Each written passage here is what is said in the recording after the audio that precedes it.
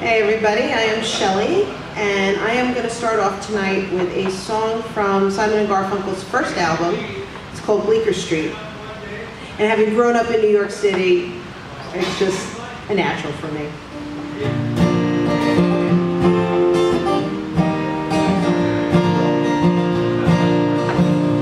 Fog's rolling in off the East River bank like a shrub. It covers Bleecker Street, fills the alleys where men sleep, hides the shepherd from the sheep.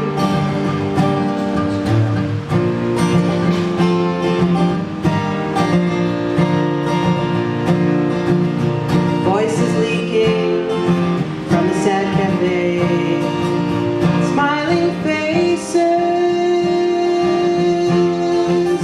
try to understand. I saw a shadow touch a shadow's hand on Bleecker Street.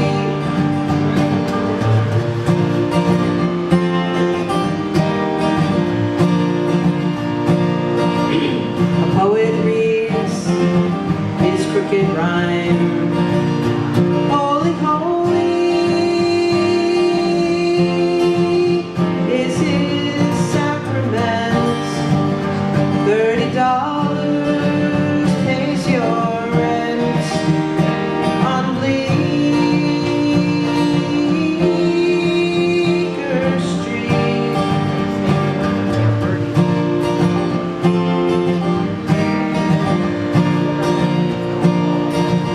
I heard a church bell softly chime in a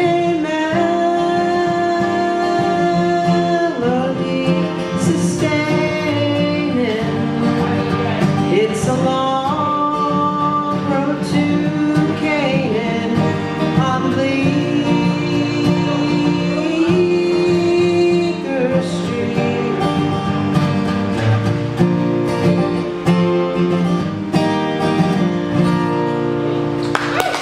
Thank you.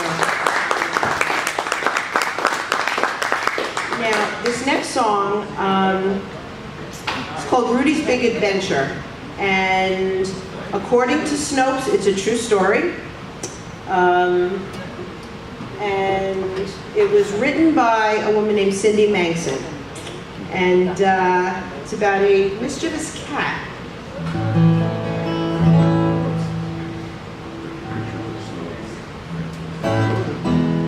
Rudy is a cat of silken fur and suave demeanor, but his intellect is not the very best. On the night of which I speak, we had finished up our dinner. My husband Rich was clearing our repast. He threw the salmon in the sink, then turned his gaze for just a blink. Then he hollered, I turned to him aghast.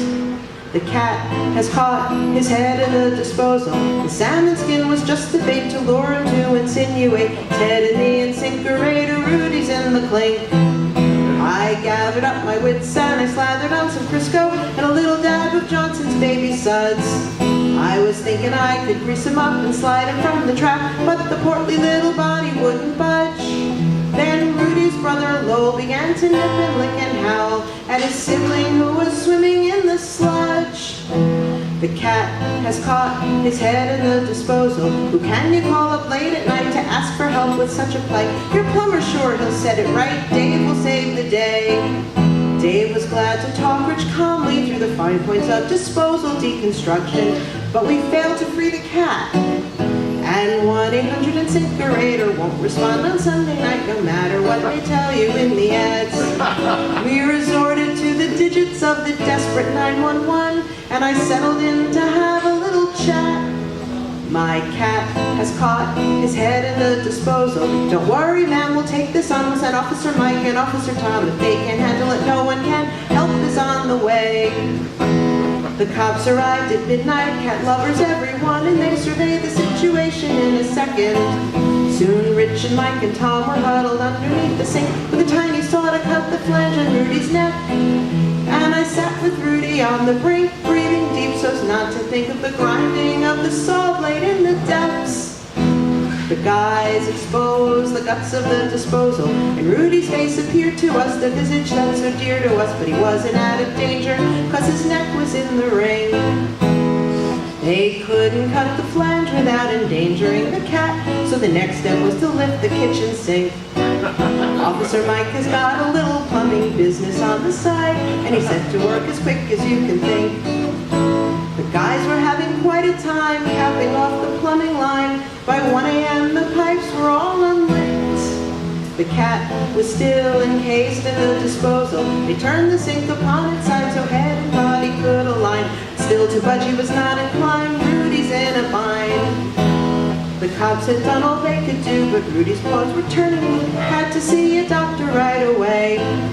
Mike knew about a clinic with an all-night vet to visit, and he said that he could lead us to the place. So Rich got into the driver's seat, I called him back with the kitchen sink and Rudy and the disposal on my lap. As we took off, I thought I'd comfort Rudy with my touch, and I reached around so he could smell my hand. And that loving little tabby chomped down on my finger badly, and he clamped it in his jaws and held it fast. I yelled aloud in pain, and Rich pulled over in a panic. "What's the matter? Are you okay?" I answered, "No." The cat has got his jaws around my pinky. I knew I would survive the bruise. We pulled again behind the cruiser, racing down the avenues, searching for the vet. The cop pulled over in a parking lot behind a church. We pulled beside him and Rich said, "Mike, where's the vet?" And the officer responded, "Who is Mike and who are you? What's the reason you've been tailing me tonight?" Rich pointed to the back seat where I grimly smiled and gnashed my teeth, and once again my saga did relate. My cat has caught his head in the disposal. The third policeman wasn't busy. I'll lead you to the vet, sissy. And there was Mike all in a tizzy. Where the heck were you? We carried Rudy and the sink and the disposal in, and we were glad to be received without a smirk. Rudy's temperature and oxygen were low. He was in shock. The doctor and the staff went right to work. I couldn't help but cringe when they stuck in the syringe, and the pudgy little body slumped inert. The cat was slithered out of the disposal. They looped his neck with KY jelly, pulled his greasy body till he popped out of his collar and was free from sink at last. The crew sprang into action. IV fluids were attached. Socks and blankets warmed him in his bed. Hot water bottles were applied to blow dry to warm the monkey spike of fur upon his tawny head. Rich and I got home at 4 a.m., sipped martinis, went to bed, awakened by a newsman with a query. Do you have a cat who caught his head in the disposal? The blotter the policeman keeps says something about a kitchen sink, and a cat who clearly didn't think. How's Rudy, by the way? The story spread throughout the town and traveled all the world around, but fame has not affected Rudy's thinking. Our new disposal has a cover, and I know I find it odd that Rudy still is seen to prowl around the brink. You would imagine he'd recall with every shiver of his soul that magic evening he adorned the kitchen sink. The cat who caught his head in the disposal. The night that Rudy was detained, $1,000 went down the drain, and the stalwart vet can now exclaim, he's seen the kitchen sink.